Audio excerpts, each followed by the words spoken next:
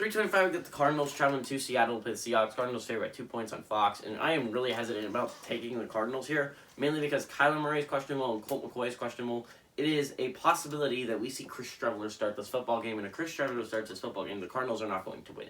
I'm sorry, Cardinals fans. It's just not going to happen with the way Seattle's playing. You have no DeAndre Hopkins for this game. Now, I don't think that is the end of the world, because you also still had, in my opinion, the best receiving core in all of the NFL. You still have A.J. Green, you still have Christian Kirk, and you still have Rondale Moore. These are three explosive players that you could use. But it still hurts to lose him. You do possibly get Rodney Hudson back, who was your big offseason addition at center, and I'd like to see that but finally come to fruition. On defense, you don't have all that many key injuries, if I'm going to be honest. A lot of teams don't, but yeah, that's all I can say about that. There's not that many key injuries on the Cardinals defense.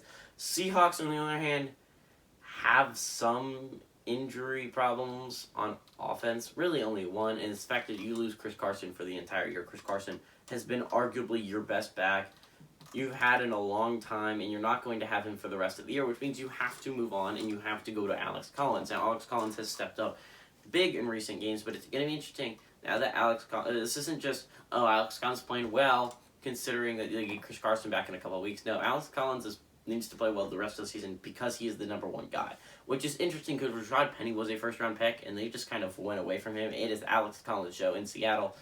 And then you got to also think Travis Homer is going to fit in the receiving game. I don't know where DJ Dallas fits into that, as well as Rashad Penny. So it's going to be interesting there in Seattle with their running back room. On defense, I think you lose Kerry Hyder for this game at the very least. It's really it on the defensive side of things. Actually, it's not true. You have two important injuries, DJ Reed and Jamal Adams in the secondary, both of them dealing with groin injuries. They are both listed as questionable for this game, but if both of them cannot go, it's going to be rough for Seattle if Kyler Murray or Colt McCoy can go. But the thing is, I don't know if I trust Chris Streveler to try and force a deep ball.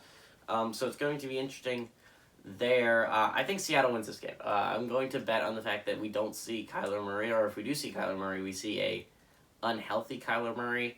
And I think the Seahawks desperately need a win here to stay in the playoff race. They dropped one last week against Green Bay that could have easily been a win with how poorly Aaron Rodgers played. Russell Wilson's also looked not right coming off that game, but I mean, Russ has had a game more under his belt than either Kyler has after the injury or Colt does, and I just really don't think Seattle drops this one. I think Seattle pulls off the upset. I mean, the Seahawks with the upset.